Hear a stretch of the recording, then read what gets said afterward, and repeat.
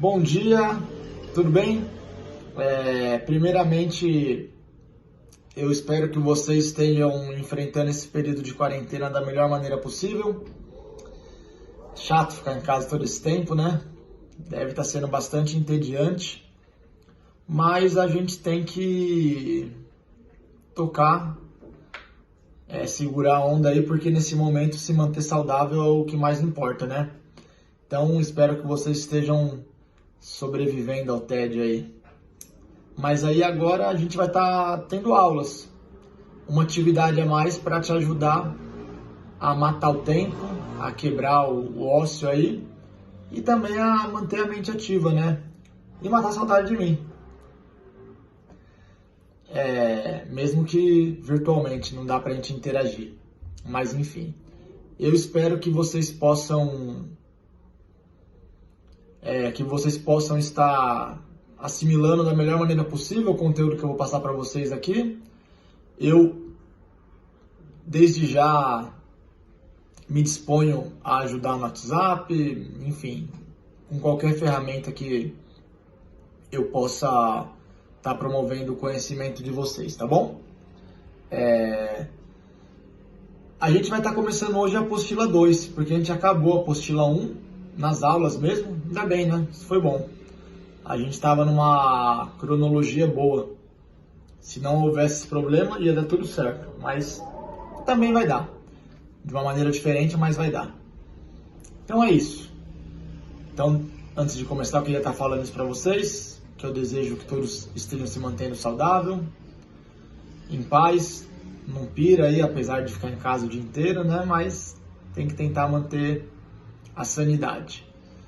E agora sobre biologia, eu vou estar passando para vocês uma videoaula, né? Toda vez que nós tivermos aula. Então, no caso, segunda, terça e quarta. Essa é a primeira aula, que vai ser referente às aulas 16 e 17 da apostila, que é sobre botânica e também sobre bactérias, sobre os domínios, né? Que divide os seres vivos em 3.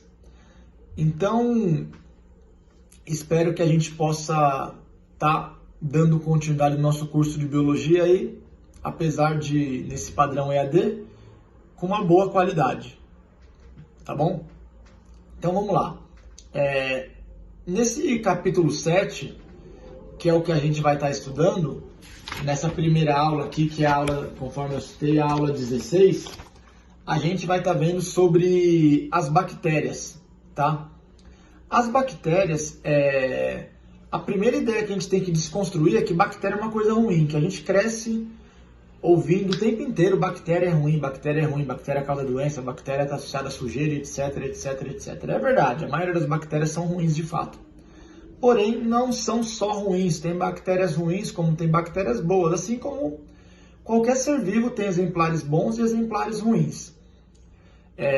As bactérias ruins, vocês provavelmente já sabem, são aquelas que causam doenças, aquelas que vivem no lixo e etc. Tipo, por exemplo, pneumonia é uma doença causada por bactéria.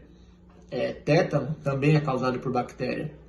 E aí, um exemplo de bactéria boa. Alguém está lembrado? Possivelmente alguém lembrou nessa pergunta que eu falei. Os lactobacilos vivos do Yakult, Casei shirota é o nome específico deles. São bactérias boas que vivem no nosso intestino e que ajudam a formular as nossas fezes. Se não houvessem elas, todo o resto de alimento ia ficar todo desfragmentado, ia sair cheio de água, ia ser mal absorvido e tal. Então, os lactobacilos presentes no nosso intestino, que são conhecidos como flora intestinal, eles ajudam a formar as nossas fezes. Outro exemplo de bactéria boa, o fermento biológico, que ele é utilizado para estar fazendo bolos, pães, cerveja, vinho, tudo isso, todo alimento que passa por um processo de fermentação, queijo, iogurte, esse processo de fermentação quem realiza são fungos e bactérias. Então são exemplos de bactérias boas também. Tem bactérias que são utilizadas no solo para fertilizá-lo, tipo as nitrobactérias, que ajudam a a absorver o nitrogênio para o solo. Então nós temos vários exemplares de bactérias que são boas também, não são todas as bactérias que são ruins, que causam mal e tal. Tem bactéria que ajuda bastante também, e é isso. Tipo, tem bactéria boa e ruim, conforme eu citei, assim como qualquer ser vivo. Até pessoas, tipo, tem pessoas boas e ruins. Bactéria boa e ruim, planta boa e ruim, cogumelo bom e ruim, e assim segue esse padrão, tá bom? E aí as bactérias, elas podem se dividir basicamente em 3 tipos de bactérias. Tem as bactérias comuns, tem as bactérias que são aquáticas, que são chamadas de cianobactérias. Essas bactérias, elas se diferenciam principalmente pelo fato de que elas apresentam clorofila no seu citoplasma. Elas são fotossintetizantes, só que elas não possuem cloroplastos, elas possuem apenas a clorofila, tá? Porque como bactéria é procarionte, as estruturas procariontes não têm muitas organelas, e aí as bactérias não é diferente. Então elas não têm cloroplasto, apenas a clorofila, tá? Tem também as bactérias que são extremas, são chamadas de arqueabactérias. Essas bactérias, elas habitam ambientes extremos, como por exemplo, ambientes hipersalinos, que tem muita concentração de sais, tipo o Mar Morto. O Mar Morto se chama Mar Morto porque ele tem uma densidade tão alta, tem tanto sal dissolvido nele que nenhum ser vivo vive lá, somente as bactérias. Tem bactérias também que são chamadas de metanogênicas. Metanogênicas, ou seja, sobrevivem ao excesso de metano, como por exemplo um pântano. Um pântano apresenta muito metano e tem bactéria nesse pântano. Na água do pântano, basicamente, são bactérias que sobrevivem, tá? Então, bactérias, que são as comuns, arqueobactérias são as que vivem em condições extremas, e cianobactérias são aquelas aquáticas e fotossintetizantes, tá bom? E as bactérias também, elas vão apresentar algumas formas diferentes. Tem bactérias que são chamadas de cocos. Cocos são as bactérias arredondadas, redondinhas. Bacilos são as bactérias que têm forma de bastão, uma forma meio... um bastão, basicamente. Tem bactérias que são chamadas de espiroquetas, que tem um formato espiralado, tipo um espiral de caderno, de apostila. E tem algumas bactérias que são chamadas de vibriões, que tem um formato de vírgula, tipo uma curva assim, tá? Esses são basicamente os principais formatos que as bactérias podem apresentar, tá vendo? E como as bactérias são procariontes, elas são bastante simples em sua estrutura. Basicamente, uma bactéria possui apenas parede celular, membrana plasmática, citoplasma e ribossomos. E o DNA, obviamente. Elas não têm um núcleo porque elas são procariontes. Elas não têm as demais organelas, tipo mitocôndria, complexo de Golgi, retículo endoplasmático, porque elas são procariontes. Procariontes não apresentam esses tipos de organelas, tá? E, basicamente, ela é formada por essas estruturas que são mais simples. E sobre as bactérias, elas apresentam uma diferença na parede celular em relação às células vegetais. Porque as células vegetais, a parede celular delas basicamente é formada por celulose. Já a parede celular das bactérias é formada por proteínas, uma proteína específica chamada peptidioglicano. Confuso nome, mas esse é o nome. Peptidioglicano. E a vantagem dessa bactéria ter uma parede celular, basicamente ela é mais rígida, ela consegue manter o seu formato e ela consegue ser resistente contra impactos, né? Então, a parede celular promove para a bactéria proteção, forma e rigidez. Basicamente, essas são as 3 vantagens da bactéria ter uma parede celular, tá bom? E sobre a parede celular, também tem uma questão que diferencia, que classifica, né, as bactérias em 2 grupos. Tem bactérias que são chamadas de gram-positivas e bactérias que são chamadas de gram-negativas. Basicamente, as grãs positivas, a parede celular fica na parte mais externa e a membrana plasmática na parte mais interna. Então, sobre o revestimento dela seria parede celular fora, membrana abaixo da parede celular. As gram-negativas são o contrário, tá? No caso das gram-negativas, a membrana plasmática fica por fora, é a parte mais externa. E aí, abaixo da membrana plasmática, nós temos a presença da parede celular. Então, bactérias gram-positivas e bactérias gram-negativas são bactérias que apresentam como principal diferença a posição da parede celular e da membrana plasmática, que apresenta uma situação de inversão entre elas. Por exemplo, as gram-positivas, a parede celular está externa e a membrana está interna. A gram-negativa, a parede celular está interna e a membrana aqui está externa. Tá? Uma é o oposto da outra, basicamente. Tá bom? E sobre essas bactérias, dá para a gente estar falando alguns tópicos, algumas informações importantes sobre bactérias e protozoários. Por exemplo, algumas bactérias e protozoários, elas podem fazer algo denominado de esporo. Esporo basicamente é uma capa resistente que vai fazer com que ela sobreviva um longo período em uma condição onde não é boa. Então, por exemplo, um organismo que ele não é no Mar Morto, conforme eu citei.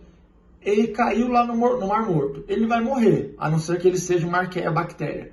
Então, ele vai lá e faz um esporo, que seria uma capa, né, um revestimento que vai deixar ele ali protegido. E aí, quando ele sair desse Mar Morto, ele tira esse esporo e volta a sobreviver, como se ele hibernasse nesse período que ele está dentro do esporo.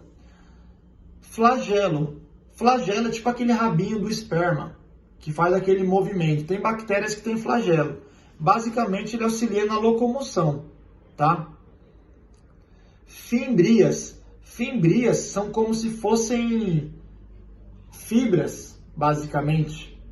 Estruturas presentes na membrana das bactérias que ajudam ela a se fixar. Então, uma bactéria enfia sua fimbria na outra. E aí agora elas estão fixas umas nas outras. Fimbrias são estruturas que auxiliam na fixação das bactérias. Metanogênicas, conforme eu citei, são as bactérias que sobrevivem a ambientes ricos em metano, como um pântano. Bacilos são as bactérias que têm forma de bastão. Cocos são as arredondadas. Espirilos, as espiraladas. Vibriões, as curvas. E eu acho que é basicamente isso que eu precisava falar a respeito dessa parte, tá? E aí, lembrando, qual que é a diferença de uma célula procarionte para uma eucarionte? Por que uma bactéria ela é considerada um ser procarionte e não eucarionte? Principalmente porque ele não tem núcleo, essa é a primeira diferença, e segundo, porque ele não tem organelas membranosas, que seriam aquelas organelas que eu citei anteriormente, mitocôndrias, complexo de Golgi, retículo endoplasmático liso, retículo endoplasmático rugoso, cloroplastos. Ah, mas se a bactéria não tem cloroplastos, como que ela faz fotossíntese? Porque no citoplasma das bactérias fotossintetizantes tem clorofila, que é o pigmento que faz a fotossíntese. O cloroplasto é rico em clorofila, por isso que ele faz fotossíntese. As bactérias, mesmo não tendo cloroplasto, ela tem a clorofila no seu citoplasma e ela consegue realizar a fotossíntese da mesma maneira, tá bom? E bactérias são um grupo de seres vivos altamente resistentes, que se adaptam fácil ao ambiente. Por que uma bactéria se adapta fácil? Tem uma razão bastante plausível para isso. As bactérias, elas são organismos unicelulares, tem só uma célula. Então elas são altamente mutáveis. Ela pode sofrer uma mutação muito fácil, porque basta essa única célula sofrer uma mutação que ela virou uma bactéria diferente e agora, por exemplo, adaptada para esse novo ambiente. Nós, por exemplo, seres humanos, eu que sou um adulto, tenho aproximadamente 60 trilhões de células. Então, para eu me adaptar a uma característica de um ambiente e sobreviver naquele ambiente, eu teria que mudar 60 trilhões de células do meu organismo. E aí eu teria que gerar um filho diferente, com essa nova característica. E aí a espécie humana, se dependesse dessa minha adaptação, estava ferrada. Demoraria muito para ela se adaptar. Já as bactérias não. Então, uma bactéria que é unicelular sofre uma mutação e se torna diferente, se torna agora compatível com esse ambiente. A partir disso, essa bactéria vai virar duas, porque a divisão dela é basicamente uma mitose, é uma divisão binária. Essas duas novas bactérias agora adaptadas vão se tornar 4. Essas 4, 8 e assim sucessivamente. Até que eu vou ter naquela região ali várias bactérias já adaptadas a esse ambiente. Ok? Basicamente era isso. Acredito que eu consegui falar tudo o que era necessário. É a primeira vez que eu faço uma videoaula, basicamente. Então, sei lá se será da melhor maneira possível, mas eu acho que nas próximas aulas eu vou melhorar. Gradativamente eu vou melhorando, tá bom? Espero que vocês estejam bem, que tenham conseguido captar a ideia da aula aí. Eu gostaria que vocês estivessem realizando os exercícios da página 12 e também da página 11. Então, página 11 e 12, façam esses exercícios, tá? Que depois eu publico para vocês um vídeo com a correção, para vocês verem se vocês estão conseguindo entender da melhor maneira possível, ok? Lembra que eu estou à disposição para tudo aí, via WhatsApp, sei lá, em qual mais maneira eu puder ajudar. Desde já eu me disponho a estar fortalecendo com vocês, tá bom? Tenham um bom dia e a gente vai se falando, vamos mantendo esse padrão e vamos torcendo aí para que essa situação melhore o quanto antes, tá bom? Até mais, fiquem em paz, beijão para vocês.